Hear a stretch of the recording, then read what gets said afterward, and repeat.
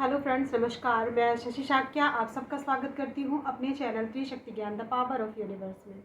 आज का मेरा टॉपिक है स्विच वर्ड्स के द्वारा विजुअलाइज अंडरस्टैंड। यानी अगर आपको किसी भी चीज़ को विजुअलाइज करने में प्रॉब्लम होती है, अंडरस्टैंडिंग करने में प्रॉब्लम होती है, तो आज का वीडियो आपके लिए है। ठीक है, आप इस चीज़ को अच्छे से समझिए कि विजुअलाइज मतलब आप किसी चीज़ के बारे में डीपली थिंकिंग कर रहे हो, आपको सोच रहे हो। आपने आइज़ ओपन कर रखी है या आपने अपनी आइज़ क्लोज कर रखी है।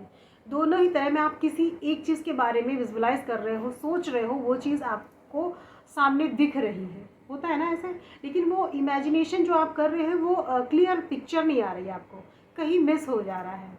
क्योंकि ये जो पार्ट मैं बता रही हूँ ये कुछ हद तक रिलेट करता है हमारा रेकी से। ठीक है, इसलिए मैं और इस चीज़ के बारे में कि कुछ लोग जो रेकी सीख चुके हैं या रेकी कर रहे हैं, उनका विजुअलाइजेशन जो होता है वो उसमें थोड़ी सी प्रॉब्लम होती है, उनका हो नहीं पाता है। आप किसी चीज़ या ये कह सकते हैं कि आपका एग्ज़ाम हो रहा है, आप उस चीज़ के बारे में सोच रहे हो कि आपने एग्ज़ाम में क्या लिखा था, वो वर्ड क्या था, आपने आइज़ क्लोज़ किया, बंद किए, लेकिन फिर भी याद नहीं आता।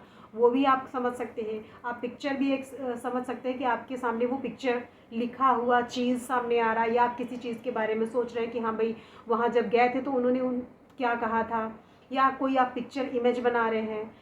और या फिर कोई चीज़ ऐसी होती है कि आप समझना चाहते हैं बट आप समझ नहीं पा रहे हैं, कोशिश भी करते हैं अंडरस्टैंडिंग में लेकिन नहीं हो पाता।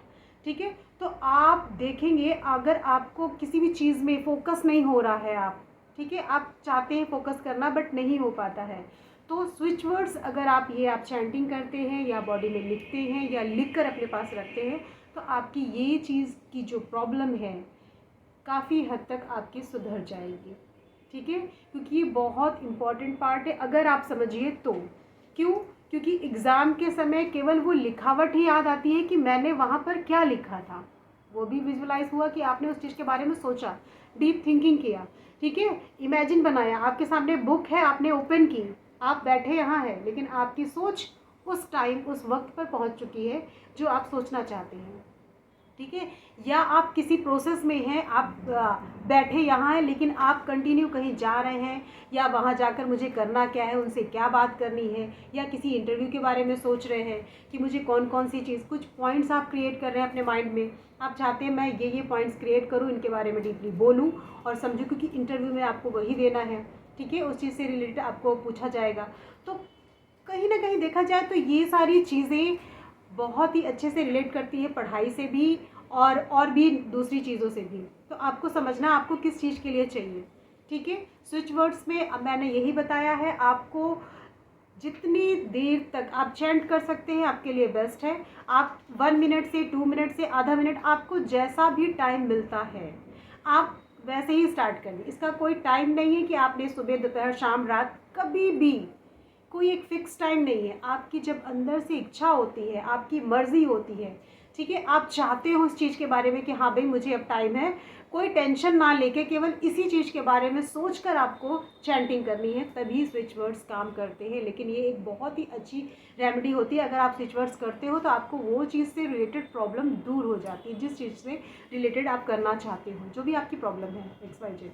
ठीक है ना, तो आपको क्लियर समझ में आ गया है कि क्या है। एक तो विजुअलाइज आपका जो है वो चीज़ ठीक होगी, दूसरी आप अंडरस्टैंडिंग, किसी भी चीज़ को समझने में आपको प्रॉब्लम होती है। जैसे आप स्कूल में हो, आपको टीचर कोई चीज़ पढ़ा रहे हैं, आपको सम्स हैं, सवाल हैं, मैथमेटिक है, आपको समझने में प्रॉब्लम हो रही है, अंडरस्टैंडिंग नहीं हो रहा है। आधा तो समझ में आ गया, जो सवाल होते हैं सम्स वो कुछ दूर तक तो क्लियर हो गया, उसके बाद नीचे प्रॉब्लम आ रही है, तो समझने की कहीं ना कहीं प्रॉब्लम है, वो भी आपकी दूर हो सकती है। या कोई बात आपको कुछ समझाना चाह रहा है, आपको समझ में नहीं आ रहा है, तो वो भी दूर हो सकती है। दूसरी चीज़ क्या, आपका फोकस किसी एक चीज़ पे नहीं हो रहा है, आप चाहते हैं किसी एक चीज़ के बारे में आप फोकस करें और ध्यान करें कि मुझे बस अब यही चीज़ के बारे में सोचना है या इससे रिलेटेड बातें मुझे लिखनी है, समझनी है, आप नहीं कर पाते हैं। थोड़ी देर आप चाहते हैं, बैठते हैं, बट आपका ध्यान नहीं लगता, आप वहाँ से उठ जाते हैं। तो आपको करना क्या है, उसके लिए क्या वर्ड्स है स्विच वर्ड्स का, रिविल। ठीक है ना, क्या है रिविल, इसकी स्पेलिंग आपके सारे कैपिटल लेटर्स में होंगे। ठीक है, मैं आपको रिपीट करती बोलती हूँ, REVEL, सारे ही लेटर्स इसके कैपिटल्स में हैं। ठीक है, मैं फिर से रिपीट करती हूँ, REVEAL, रिवेल। ठीक है, अगर आप इसे चैंटिंग करते हैं तो आप काउंटिंग भी कर सकते हैं ऐसे हाथ में करके, और आप मिनट में देखकर, या आधा मिनट, 1 मिनट, या आपकी जितनी इच्छा है।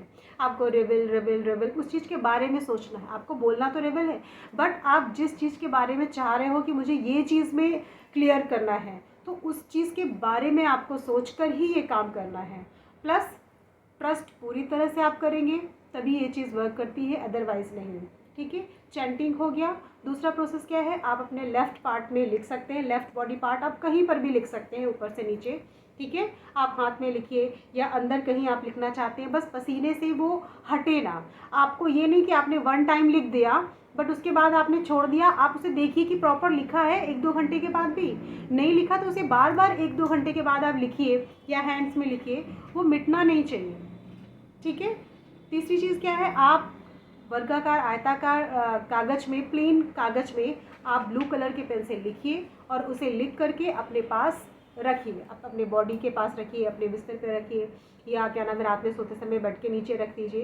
लेकिन आपकी जो सोच है उस चीज़ के बारे में होनी चाहिए कि हाँ, आपने किस चीज़ के बारे में ये लिखा हुआ है। ठीक है, तो आई थिंक क्लियर समझ में आ गया है टॉपिक कि स्विच वर्ड से रिलेटेड क्या बताया था। आप ऐसे ही फॉलो करिए, आपको ज़रूर रिजल्ट मिलेगा। मैं यहीं से अपना वीडियो समाप्त करती हूँ, फिर मिलती हूँ एक नई सोच और एक नए ज्ञान के साथ। नमस्कार।